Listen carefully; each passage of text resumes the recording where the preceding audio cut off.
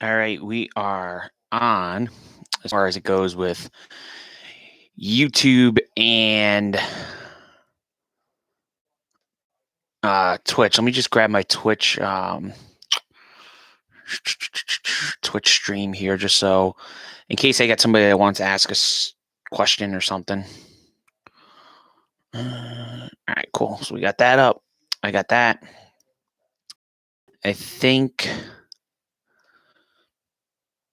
I'm going to spend a minute here and grab some of my audio. But how's everybody doing? I see we got we had a person in. I had a person on YouTube. I guess they took off because I wasn't ready yet. Whoops. Come on. There we go. Let's get that in there. Let me grab my crew chief ad. I got to update that website at some point in the near future. And I think we're good. So let me grab that. That's all good. That's in there. All right. So I think we're almost as ready as we're going to be.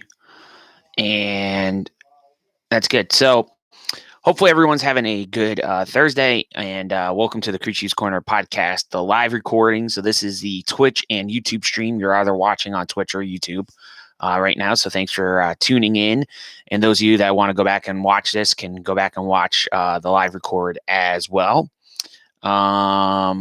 We haven't done all the episodes this way in particular, so that's why there is maybe some gaps in episodes where there is an episode, then there's not one for like 4 months or something. Just because I don't always have a chance to get the stream up, and depending on where I am at and the day and stuff, sometimes I can't just drop everything and just do a live record like I would like to do. So I think today was a good time to do what we're doing. So thanks for tuning in, and we will get the podcast started here in about a minute. Let me get this going.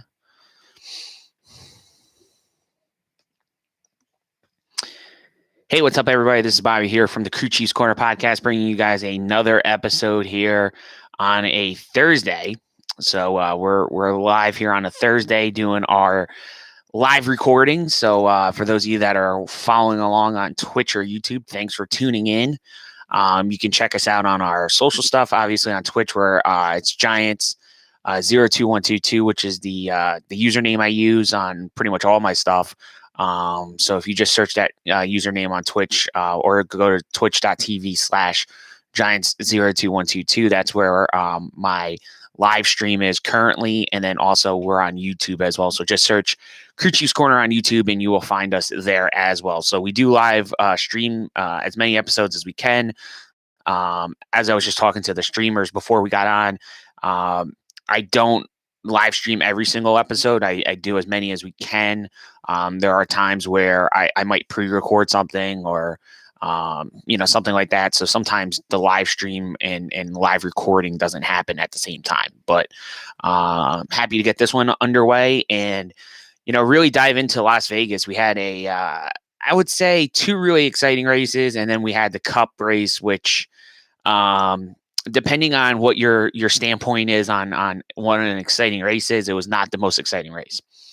And that's not just because of who won the race. It's realistically because there's a number of things, and we'll get into what I think makes an exciting race. And I think it was a great discussion topic on social media. I've seen it on a couple other podcasts. I've heard about it on a couple other podcasts. I shouldn't say seen it, but heard about it on a couple other podcasts. And I really do think that, we need to kind of take a step back and think about what makes an exciting race and kind of go from there. But, and then the other thing is that, I was thinking about that as well.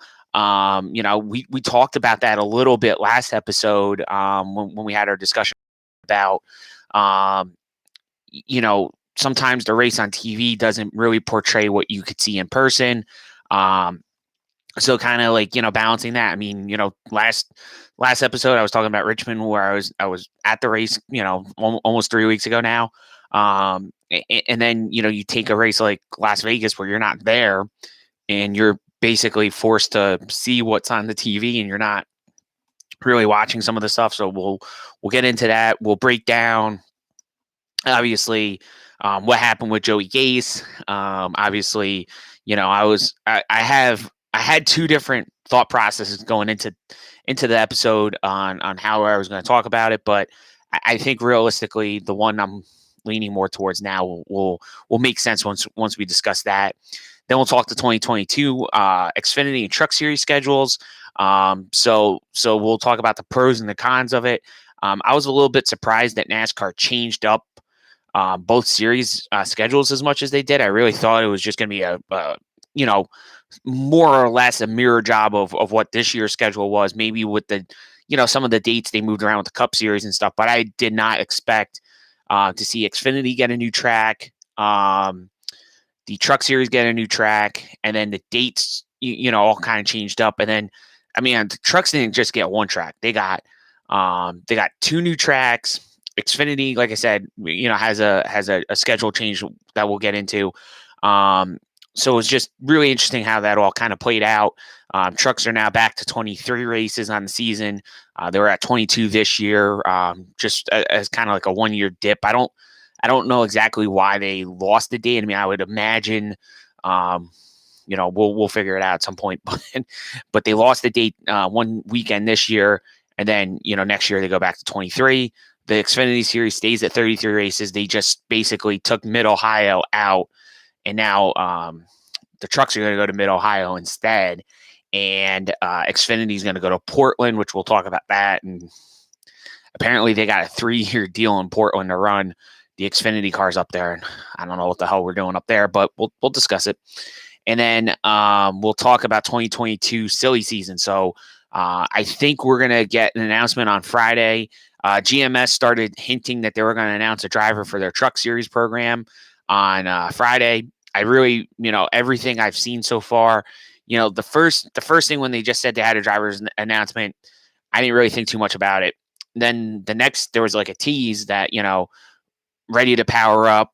And I'm sitting there saying, okay, well, power up could be, a little clue here. And then the last one they sent yesterday, I really think kind of confirmed the thought process that I was looking at. And I'm like, okay, well, I know exactly which driver this is going to be, as long as the sponsor hasn't, changed their course. And I don't think they have. And it kind of backs up something we heard. I heard a couple weeks ago on I think it was Door Bumper Clear, or also pretty sure it was on there, that a particular driver had an announcement coming soon, and they didn't mention the team, but this particular driver was going to have a new home in 2022. But it's not really a new home. It's a home he's been in before. So we'll discuss all that too. All right. So an action-packed episode here of the Crew Chief's Corner podcast. And what we're going to do is, normally I do an open segment here, but I really don't have a lot to talk about because we just did an episode on Sunday. So what we're going to do is we're going to take a quick break. We're going to talk about my friends over at CircleBDiecast.com. So be sure to check them out. Use my promo code Crew Chiefs Corner. There's no apostrophe in that. And you can order your race-winning Denny Hamlin race win diecast. So they have the autographed and the non-autographed available. You use my promo code Crew Chiefs Corner. All, like I said, no apostrophe in the S. And you'll get free shipping on all U.S. orders over $20. So you'll be able to get, free shipping, which is getting crazy in pricing. So you get free shipping on all U.S. continental orders over $20. So go check them out. You can order that diecast. I'm sure they have tons of other diecasts. They're rolling in more and more orders each and every week. I know they just got another shipment in about a week ago. So check them out. I know the Chase Elliott cars are kind of starting to trickle their way in. I know the Martinsville Win cars came in a couple last week, and then the Phoenix championship winning cars, the race versions, have started to come into the States. But I believe this first batch was an allocation basis, so they didn't get their full shipment. I think, again, dribs and drabs because of the way shipping is and how expensive it is. I think they're just trying to load the boats as much as they can and get as much stuff on them as they can. like I said, the prices are just astronomical right now for shipping. So Lionel and everybody's trying to do the best they can with what they have to work with as far as shipping and all that goes. So go check out circlebdiecast.com. We'll take a break here on the Crew Chiefs podcast. I'm Bobby Bailey, and we'll be right back.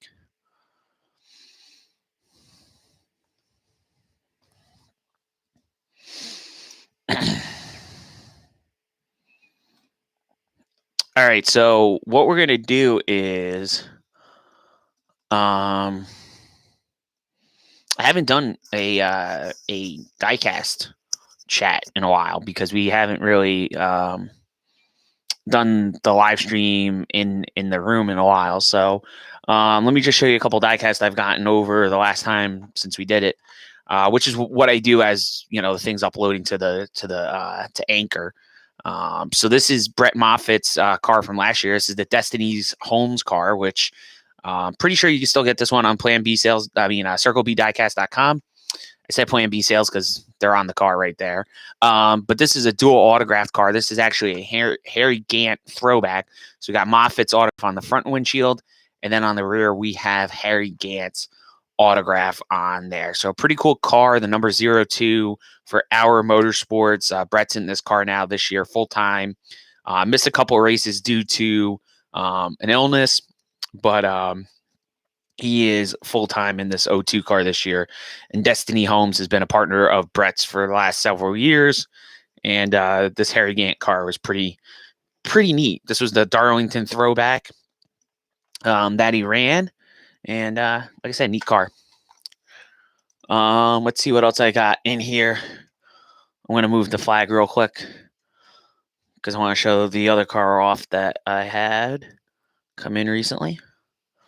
I have others that came in. It's just it's gonna sort of stay in there. This next one is Dale Jr.'s United for America. This is the car he ran 3 weeks ago at Richmond. So this is the autographed model. This came in from Circle B Diecast right around that weekend as well. So kind of neat to have that car in the collection, and they made a lot of these. But neat paint scheme. Really like it. Really enjoy it. So it's cool. Cool car to have. The other one I've added, I think since the last time we did one of these, was this one up here. This is the Chase Briscoe High Point. This is his Cup car. So this is the Elite model I got in from Lionel. DIN 15. Obviously, Chase is number 14, but I got DIN 15. And rookie stripes on the back. Neat car as well. Just happy to have it. I know Briscoe's stuff has been hard to come by. Once it gets out there, it's very hard to get it. So I was happy to add Briscoe's rookie car. I got a lot of guys' rookie cars, and then I kind of determine whether or not I want to collect them or not. So we go from there. All right, so this is finally updated here. So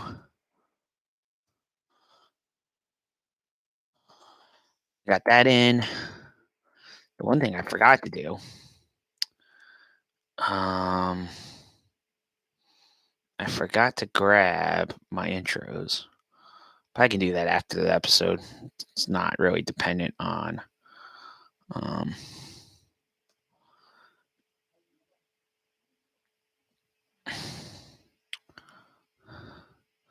that. All right. So we're going to get back into the episode here.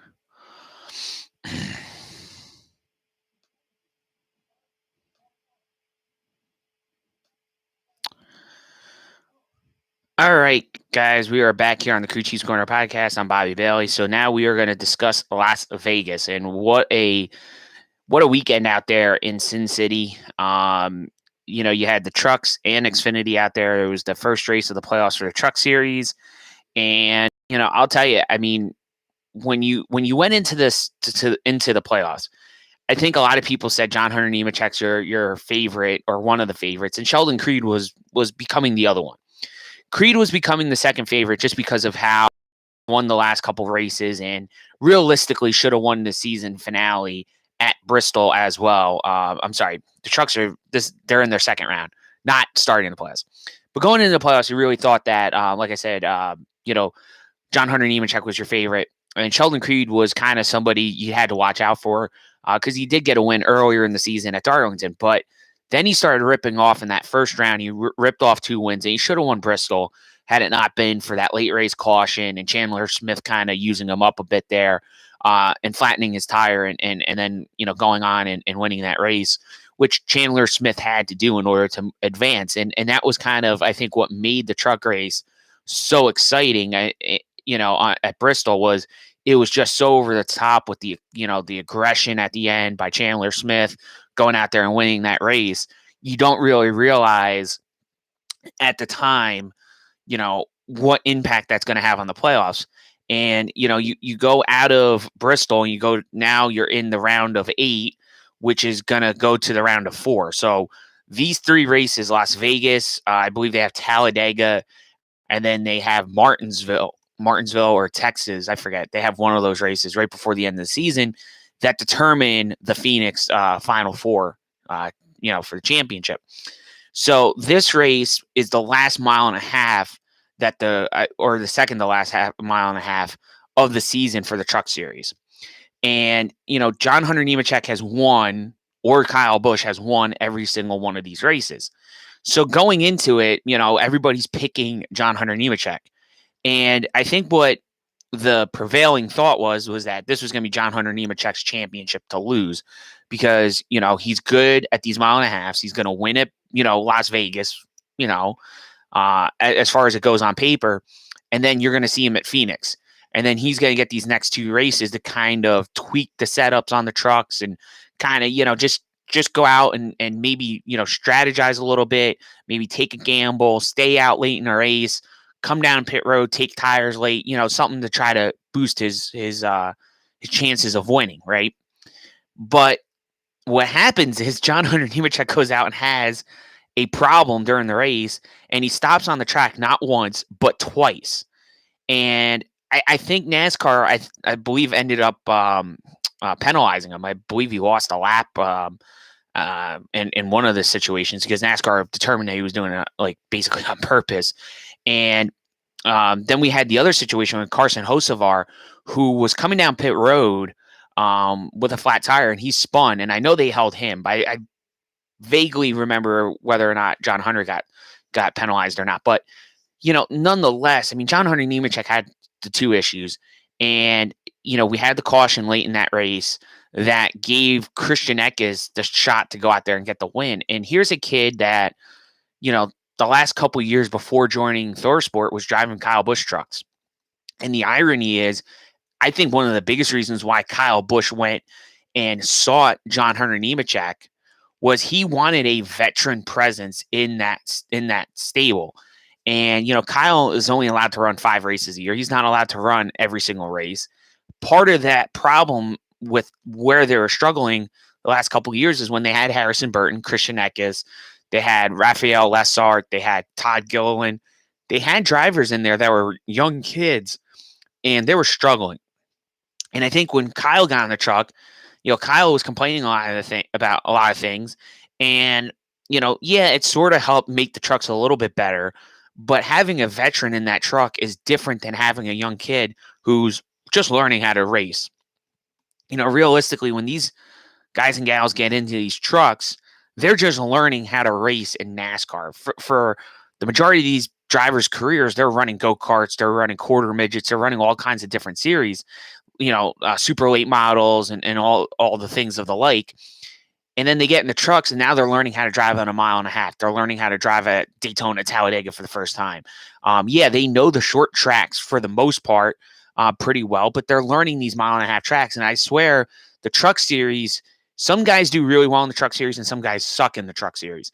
And I think that that's kind of like what we saw with Harrison Burton. If you look at Harrison really struggled in the truck.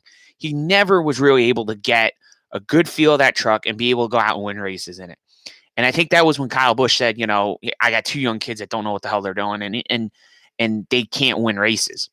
And that was sort of when he got Greg Biffle into the truck, and Greg Biffle won that race at Texas during that IndyCar weekend. And we saw that.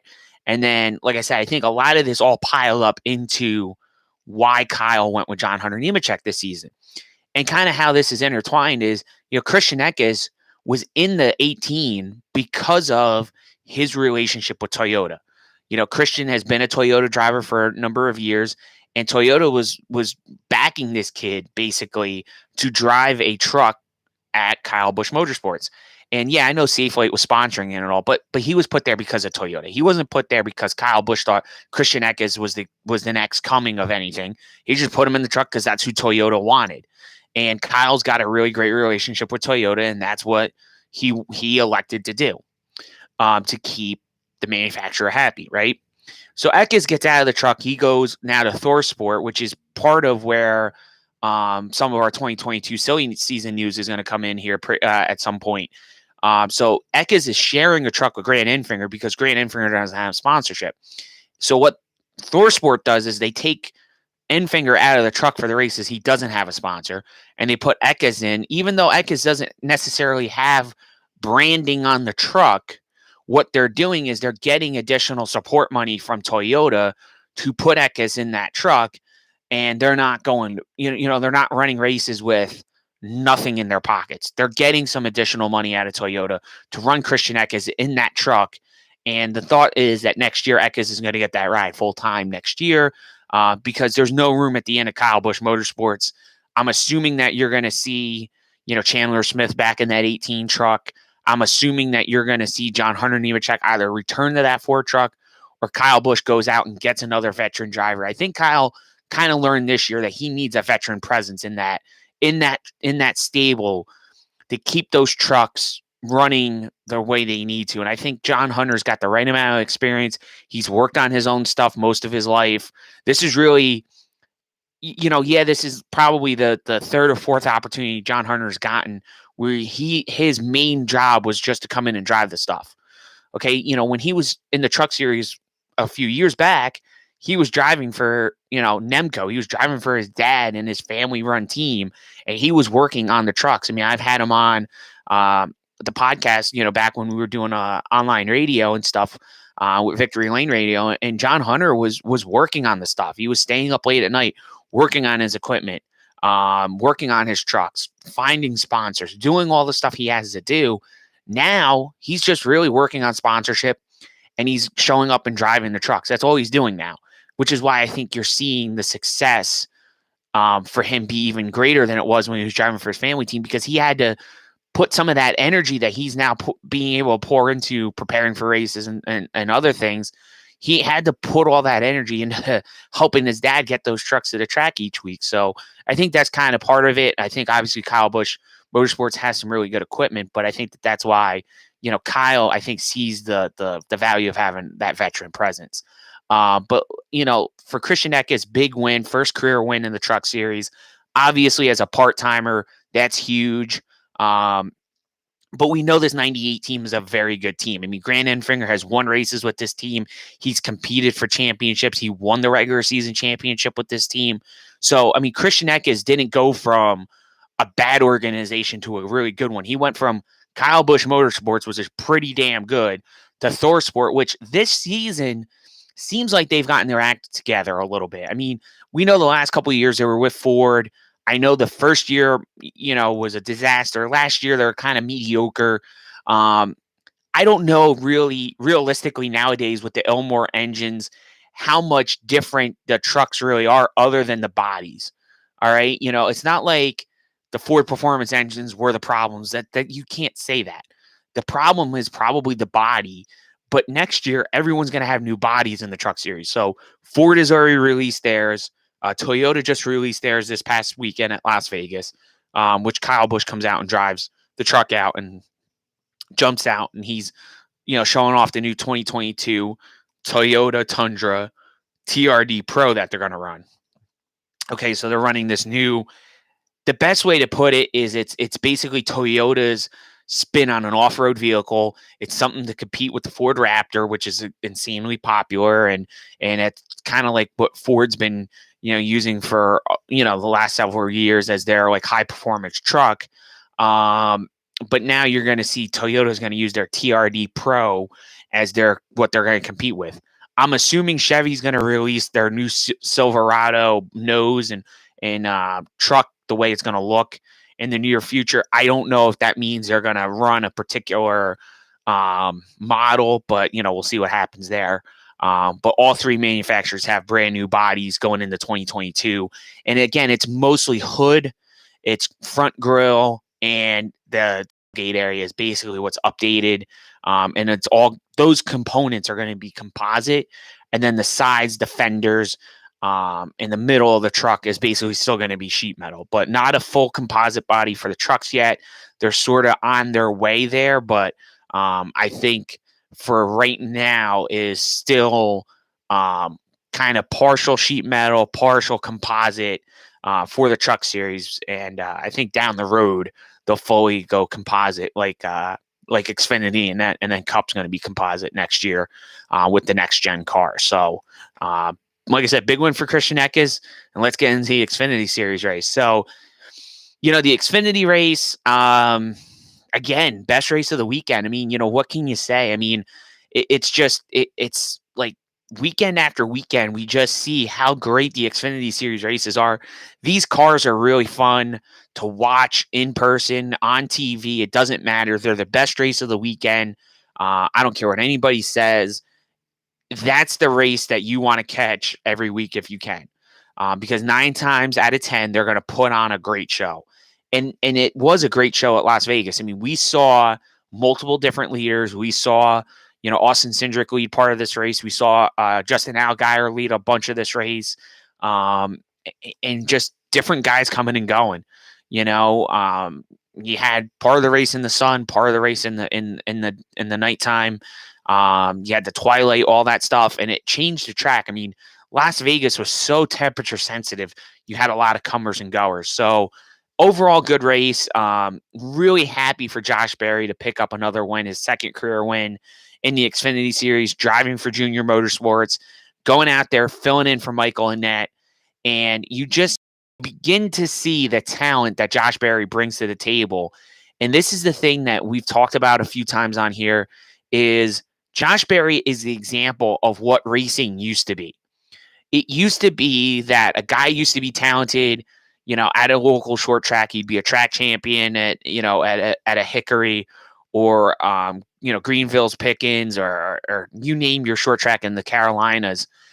Those guys used to be, the drivers that would end up in the Busch Series, in the Xfinity Series. I mean, now the Xfinity Series.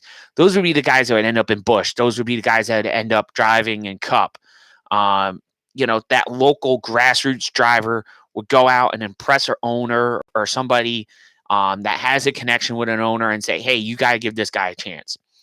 If you guys haven't already, I talk a lot about Dale Jr.'s, podcast, the Dale Jr. Download. But if you listen to Robert Presley was the guest this week, if you get a chance to go check it out, I would recommend it, because listen to how Robert Presley got his foot in the door into racing. It was racing at New Asheville Speedway, and he talks about that track and how, being successful there was what got his foot in the door to drive Goody's Dash, and or they used to call it Daytona Dash. He would go down there and run those cars, and he'd impress some more people. Then he got an opportunity to run a Busch car. He signed a deal with Alliance Trucking, and just kind of how his entire career kind of played out. And that's what Josh Berry is. Josh Berry is the throwback to those days where guys used to just get plucked out of these, small towns, these small racetracks, local tracks, and the teams would find the sponsorship to go racing. It wasn't, okay, I'm Chevrolet, I'm presenting Dale Jr., Sam Mayer. He's part of our Driver Edge development program. Because you guys agreed to be in this program, you have to take this driver and put him in a car. That's how it works today.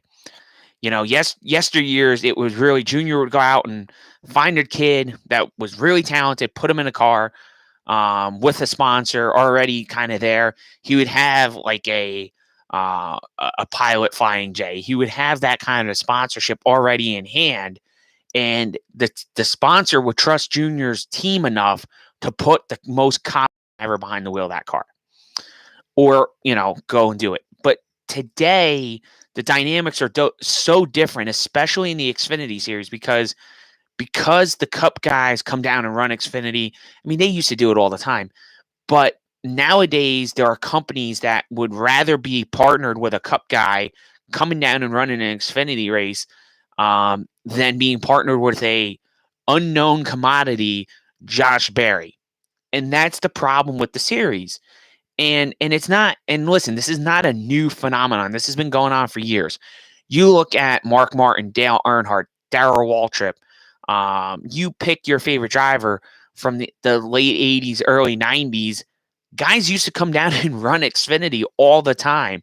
And, this was a thing that used to happen. And, to say it's unfair that they come down and run now 5 races a season, it's how it's always been, guys. Nothing is different today than what it was 20, 30 years ago. This is how the series has been built. This is how they generated ticket sales. I told you guys on Sunday, when I was at Richmond a couple weeks back, the reason why the Xfinity race was as well attended as it was, and you can't argue this point, was Dale Jr. ran that race. If Dale Jr. wasn't there, I would say probably half to almost 3/4 of that fan base that was there for that Xfinity race would not have been there. Now, I'm not saying they wouldn't have showed up later and gone to the Cup race, but you can't tell me that at least half of that fan base that was there watching that race at Richmond was there because Dale Jr. ran the Xfinity race on Saturday, afternoon. You can't tell me it because I saw it with my own 2 eyes. And that will never ban the Cup guys from being in the races. They'll let them run their 5 races, but they'll never ban them. But getting back to Josh Berry, I mean, we were talking about young guys getting opportunities, and Josh isn't a kid. I mean, Josh is in his 30s. He drove for Dale Jr. in the late model series for over 10 years already. He's been with Junior Motorsports for I think 11 years now, and Josh Berry got an opportunity by a chance encounter meeting Dale Jr. on iRacing, and kind of it went from there. And Josh Berry got a seat in a car, and Josh Berry has been somebody that Dale Jr.'s wanted to put in an Xfinity car. It was just, there was never funding for it. And when this, past year sort of happened, with Sam Mayer having the sponsorship for the second half of the season, and Junior, was like, well, shoot, I got to run this car no matter what. For the first half, for points reasonings, he was going to run a race. He said, well, what am I going to do the other races? And that's when they threw Josh Berry in, which I think was the smartest decision Dale Jr. could have ever made. I think Josh is very, very talented. We've seen that. He runs well in whatever equipment he's given. I know the truck deal maybe hasn't gone the way that some people would have thought it was going to, but you got to realize that Rackley War Racing is a brand new team. They're learning. And Josh has never driven trucks before. It's not like Josh was an experienced truck series driver that you could throw in the truck and do well. Timothy Peters jumped in that stuff and ran terrible in it. So I give Josh a pass on his truck series finishes this year. They have not been remarkable, but he gets in that Junior Motorsports Xfinity car, and it's totally different. So that's all I say about that. But yeah, big win, filling in for Michael Annett. I know a lot of people are crushing Michael Annett on Twitter and social media and stuff. I mean, I know that was a lot of what I saw after the race. Listen, we all know why Michael Annett's driving that one car. His late father owned TMC Transportation, which is part of the reason why Michael Annett's in that car. But you could see that by winning that race, you could see that why Michael is such a heated topic at Junior Motorsports, because if you go online and look at social media, I mean, Junior has always had a quote unquote pay driver in his lineup, whether it was Michael Annett. I don't really like calling Elliott Sadler a pay driver, but because Elliott Sadler had one main financial, that was part of the reason why he was driving for Junior. Justin Allgaier. I remember when they put Allgaier in the 7 instead of Regan Smith. And I remember the outrage that happened when that move was done. And I think that the simple reasoning was that Justin Allgaier had sponsorship from Brandt to cover races that Dale Jr. just flat out didn't have sponsorship for. They lost Tag Slayer, I believe. That was part of the deal. And they just didn't have enough sponsorship for Regan Smith. Dale Jr. didn't want to fire Regan Smith. It was, hey, Regan, you don't have enough sponsorship. I got a guy that's going to sponsor, the car for like 18, 19 races. I'm going to go with that guy. And Justin Allgaier is going to end up replacing him. And I just remember when that happened, a lot of people are up in arms about it because they liked Regan Smith. They were like, hey, Regan's won races, and this, that, and the other. And they just kind of kicked him to the curb. And unfortunately for Regan, he really never was able to find the sponsorship to go on and continue his racing career all that often since then. So, yeah, it kind of sucks. And that's kind of the for lack of a better word, that's kind of the crappy part of this sport. It's all about the funding. And I think people that are Matt DiBenedetto fans are finding that out to be true this year. Matt's going to be a free agent this offseason, and he's really struggled to find an opportunity. And it's because, Matt DiBenedetto doesn't have a $15 million sponsor behind him that's willing to foot the bill. And because I'll tell you now, if that was the case, Matt would have a ride today. Like we would know where Matt DiBenedetto was going. But because he doesn't have that kind of sponsor, he doesn't have a $6 or $7 million sponsor in his pocket. He doesn't have that funding behind him to just put him in a car. I mean, we talked about a little bit, very briefly about Daniel Hemrick going to Kaulig, and a lot of people are like, Jesus, this guy just finds rides. Well, it's because he has a sponsor behind him. I mean, he's got Poppy Bank. You would like to think that Kaulig Racing, feels like they can get this guy into victory lane. He hasn't gotten there yet. He's had a million opportunities to. And the thing with Daniel Hemrick is he's the nicest guy in the garage area. That's the part that sucks the most, is he is one of the nicest guys in that garage, bar none. And it just, he has, I think, the most top 5 finishes of any driver ever before getting their first win. And, you just look at it and you're like, when is this guy going to win? And it blows your mind. And then you, like I said, you have some guys that can't get sponsorship, but, if they're in the car, they're good. So, just a frustrating state of affairs as far as sponsorship goes. But, like I said, a big second career win for Josh Berry. He absolutely deserved it. Used a strategy late in the race to his advantage, and 2 career wins. Martinsville and Las Vegas, pretty good company to be in with 2 Xfinity career wins, and we'll see what happens as it continues on down the road for Josh Berry. So what we're going to do is I think we got to take a break because I might be able to sneak in the cup race in 6 minutes. I was thinking about taking a break, but let's sneak the cup race in.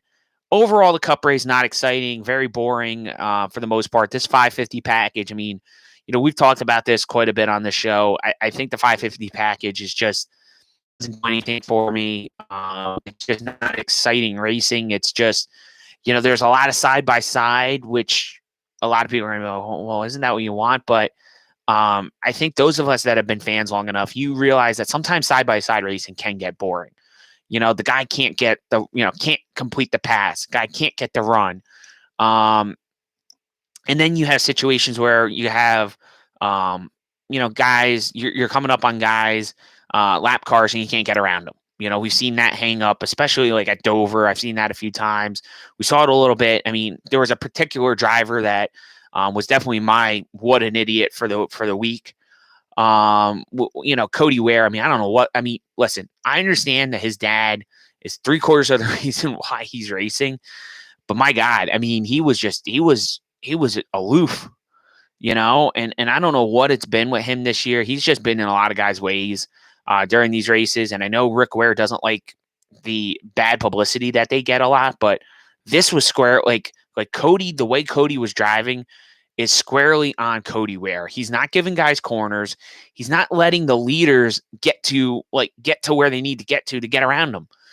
His car is perpetually slow, and you catch him probably, every 5 to 6 to 10 laps, depending on the track and depending on the situation. And if you're not giving the leader the corner and you're not giving them, the opportunity to swing out and complete the pass, I'm sorry, your next expectation should be that your car is in the fence, because that's what these guys should be doing. If I was Kyle Busch and Cody Ware was blocking my ability to get further through the field, or get around him to get to the next lap car, I'd dump his ass in turn one or two.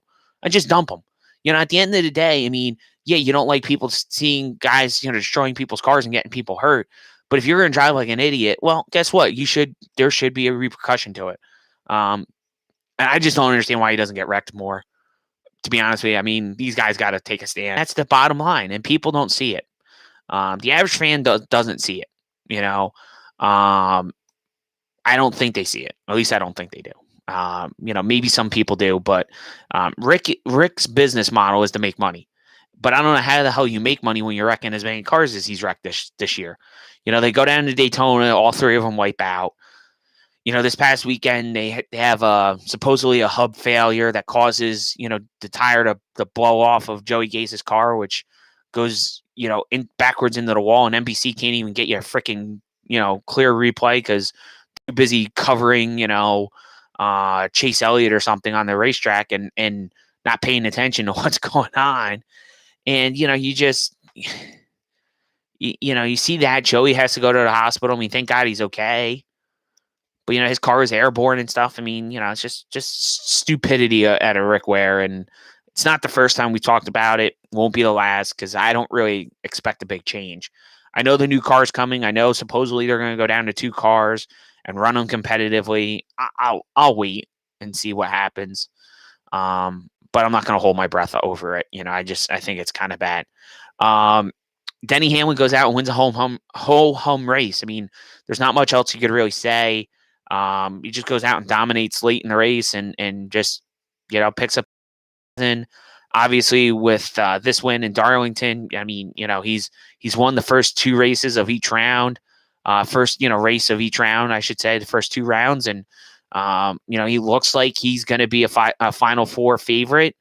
I don't want to say he's a championship favorite, because I still think Truex has that edge over him because of Truex's run, his most recent runs at Phoenix. He's been very good at Phoenix, and I think Truex has got the shot at it. It's going to be a hell of a battle between those two. I really do think. But we'll see what happens. There's still a lot of time to be made on that. So, again, like I said, big win for Hamlin. To get that second win of the season. He's pouring it on late, which is what you want to see. Peaking late in the season is what you want in this deal. So, good for him. Happy for his fans. I know a few of them. So, good all around there for Hamlin. So what we're going to do is we're going to take a break. And on the other side of this break, here on the Crew Chiefs Corner podcast, we are going to discuss the 2022 schedules for the Xfinity Series and the Camping World Truck Series. This is the Crew Chiefs Corner podcast. I'm Bobby Bailey.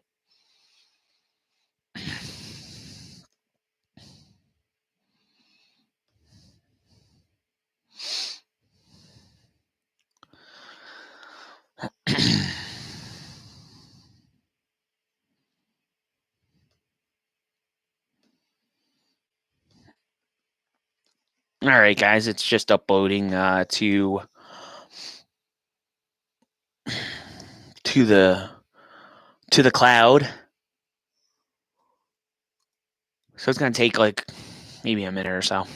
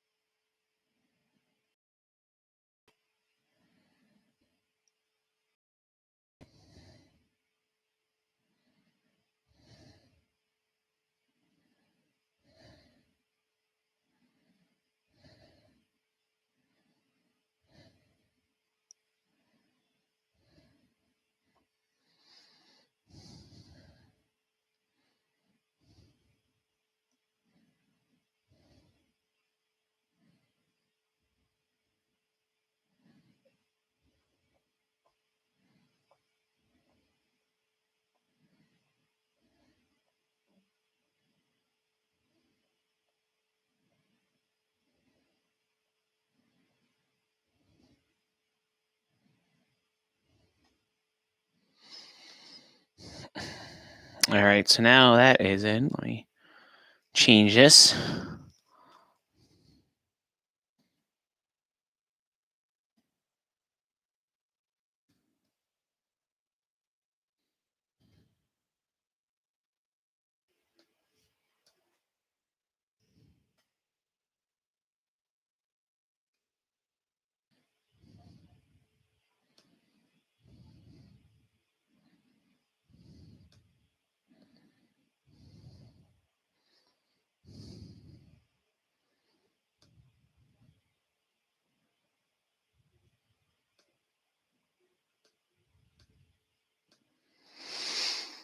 All right, everybody, it's Bobby Bailey back here on the Coochie's Corner podcast. We are now going to talk about the 2022 NASCAR Xfinity and NASCAR Camping World Truck Series schedules.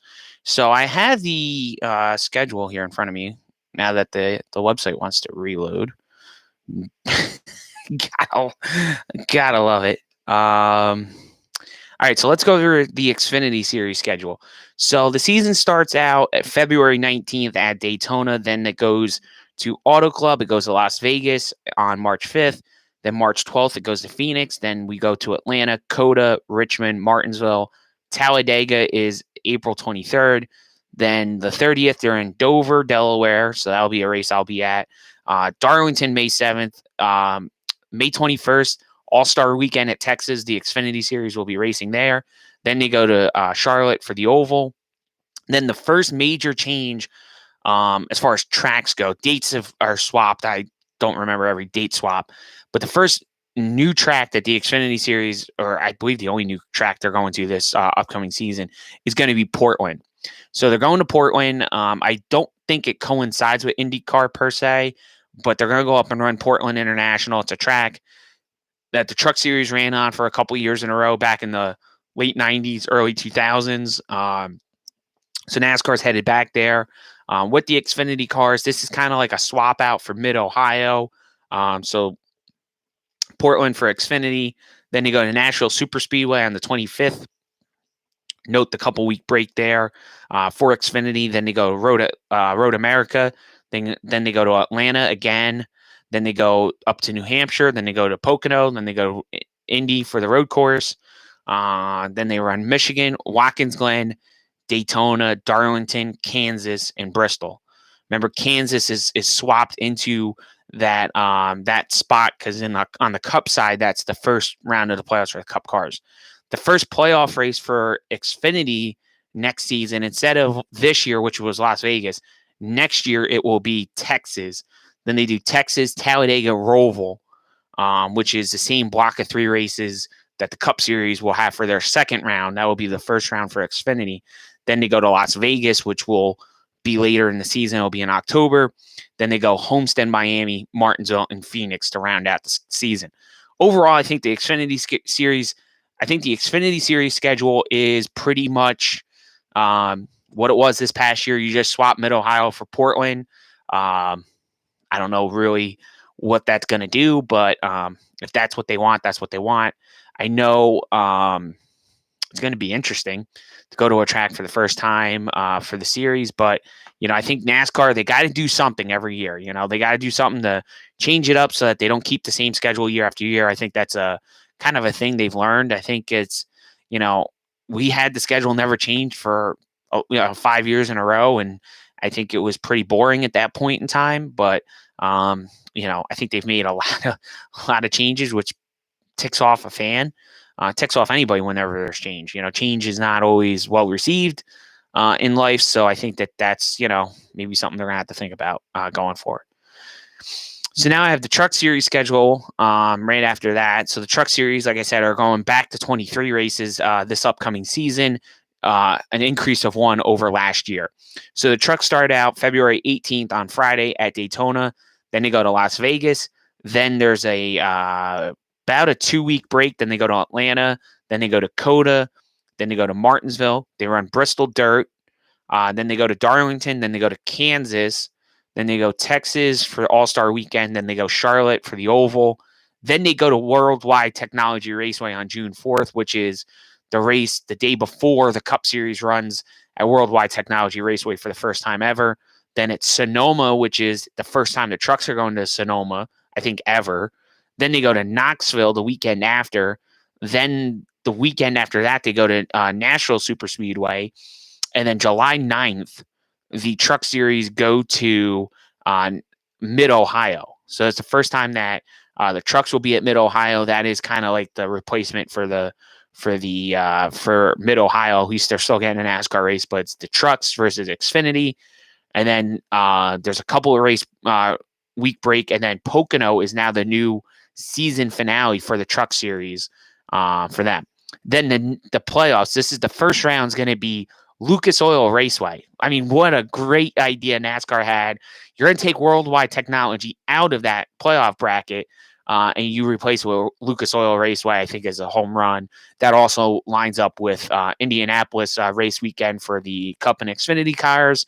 I think they got to get Xfinity now back to Lucas Oil. I think it's just got to happen. Maybe next year, maybe 2023 is when we see Xfinity go back. I think that's really what it needs to be. But happy to see the trucks at least back at Lucas Oil Raceway, IRP as it'll always be formally known to me. But really excited to see Lucas Oil Raceway back on the schedule for NASCAR. Then you got Richmond, Kansas. That's their first round. The second round will be Bristol, Talladega, Homestead, Miami will be the eliminator for the championship. And then you have Phoenix, which once again will be the season finale for all three series. So really cool to see that. I don't really think anything is really off the table anymore. I think NASCAR is getting very, very innovative when it comes to these schedules, and really excited to see Lucas Oil back on there. I think that's really, out of all the things they did on the Xfinity and Truck Series side of things, I think that was really the best thing they did. And I'll post the schedules up later this afternoon on our Facebook page, and then I'll also get them on the website in a bit too. So really excited about that. I just wanted to spend a couple minutes here in this segment really to go over kind of what, kind of go into a little more in depth into what I kind of ended that last segment with the Cup. We were talking a lot about Rick Ware Racing and kind of, going into the Joey Gase situation. And I think where a lot of people get misconstrued with Rick is that, he wants we're the biggest small, we're the largest small team in motorsports. And Rick does this great job of being involved in a whole bunch of series and not being good at any of them. Okay. I know he's gone up and they've won a couple Pinty's races with Andrew Ranger. And Andrew Ranger is a hell of a talent. He is a champion up there in that series. He is a really talented race car driver. Andrew Ranger in NASCAR has not been that great, but he's really kind of just doing Pinty's, and that's what he does. That's where he raced for years and years and years. But Rick Ware has, has been in the Asian Le Mans series with Cody. This year they dabbled into IndyCar with Dale Coyne Racing and Rick Ware Racing. They kind of hit the lottery of Romain Grosjean, putting him in a car. They're now partners with Clay Millican on his dragster that he races because of Nurtec ODT, which is Rick's big sponsor. And he's just plastering them all over the place, which I guess if you're spending the money that they're spending, I mean, I don't even know what it is. For all we know, this could be a $10 million sponsorship that Rick has, and he's just plastering it all over the place to show all this ROI, which is return on investment of, look, you gave us $10 million. Look at what we were able to do with it. And I think overall, if Rick was serious about being competitive, Rick wouldn't be involved in all these different series. He would focus on NASCAR more, and his stuff would be better. His equipment would be better. He would spend money on getting the right people, because people cost money. And at the end of the day, Rick Ware doesn't spend a lot of money. He uses race used equipment. His stuff is very old. His parts and pieces are used. So he tries to run these cars as cheap as he can and try to make as much money as he can. And listen, that's his prerogative. That's his right. But at the end of the day, Rick Ware isn't anything more than a shrewd business guy. And the fact that people sit there and say, well, Rick Ware Racing is a small, low budget team. It's not small. It's small. They don't have a lot of employees because, again, people cost money. So Rick is going to run this stuff as tight as he can with as old of stuff as he can and get away with it. And sadly, the bad part of it and the downturn of it is that when you wreck a lot of stuff and burn a lot of equipment up, and there's only so much stuff left. And I'm sure Rick is scraping the bottom of the barrel at this point in time because we are coming to the end of these cars.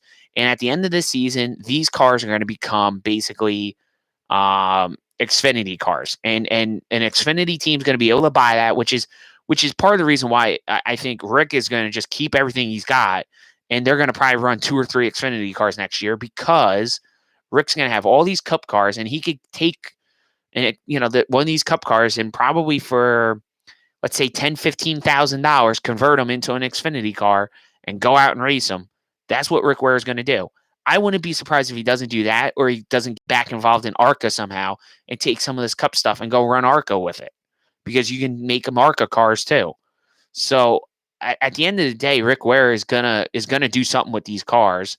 He's gonna probably keep every car he's got. He's probably gonna be the guy that's going to go out and buy old cars from God knows who, and is probably going to run them in Xfinity next year. And instead of spending $100,000, $150,000 building brand new Xfinity cars, he's going to take his old leftover Cup cars, make them Xfinity cars, and probably go acquire some other Joe Bag of Donuts race cars and make them Xfinity cars as well. And he'll probably have 2 or 3 Xfinity cars next year.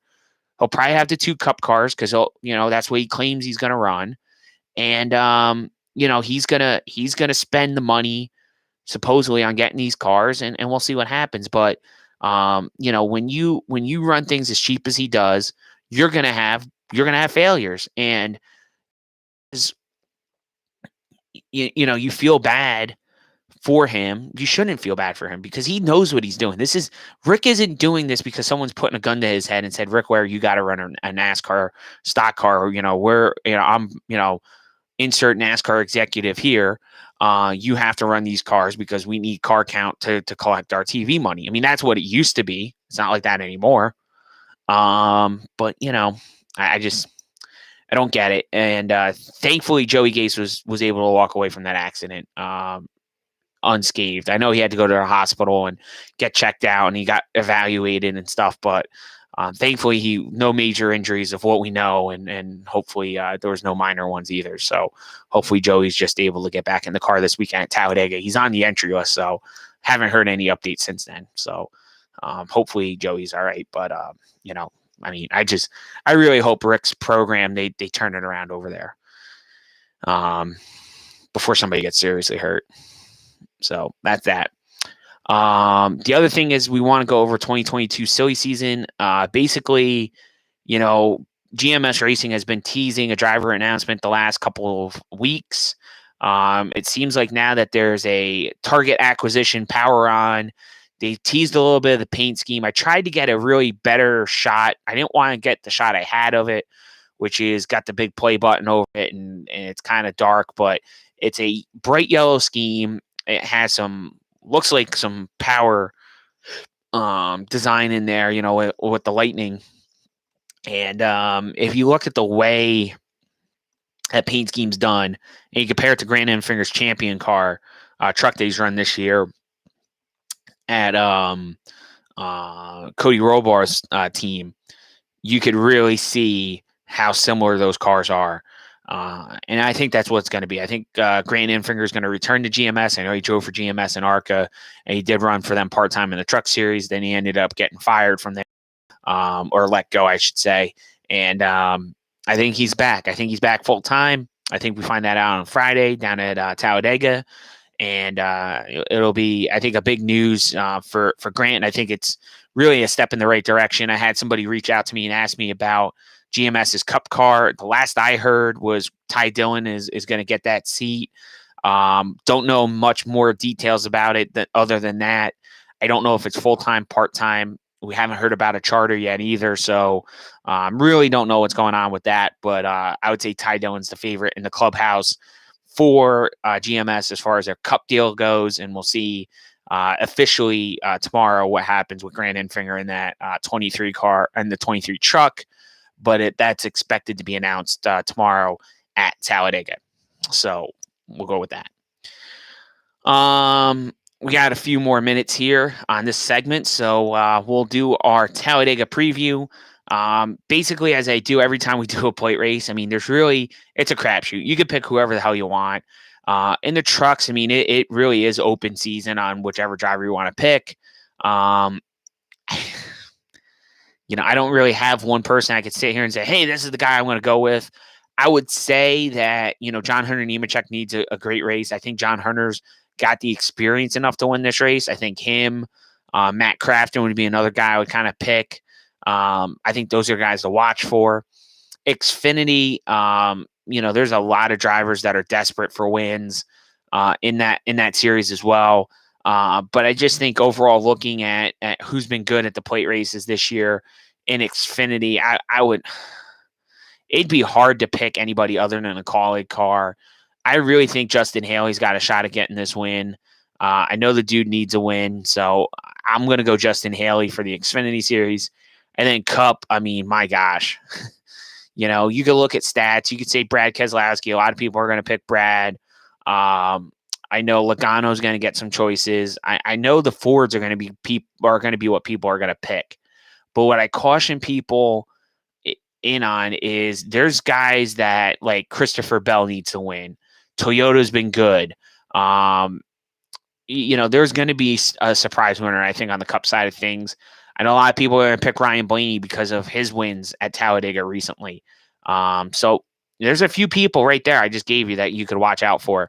But at the end of the day, I do think the best driver for Talladega is going to be Christopher Bell. I think he needs to win. He's in a really good car, and he's going to be somebody to watch out for. I really think Christopher Bell needs this win most, and I think his teammate might help him out in Denny Hamlin. So that's who I got for Talladega, but we'll see. We'll see how it all plans out. So that's it really for this episode here of the Crew Chiefs Corner podcast. Thanks, guys, so much for tuning in. Thank you for those that are watching on our streams on YouTube and on Twitch. I really appreciate it. And be sure to follow us on our social media, which we'll follow at the end of this segment here. So until next week, have a great weekend. Enjoy the races at Talladega, and we'll catch you next time here on the Crew Chiefs Corner podcast on Bobby Bailey.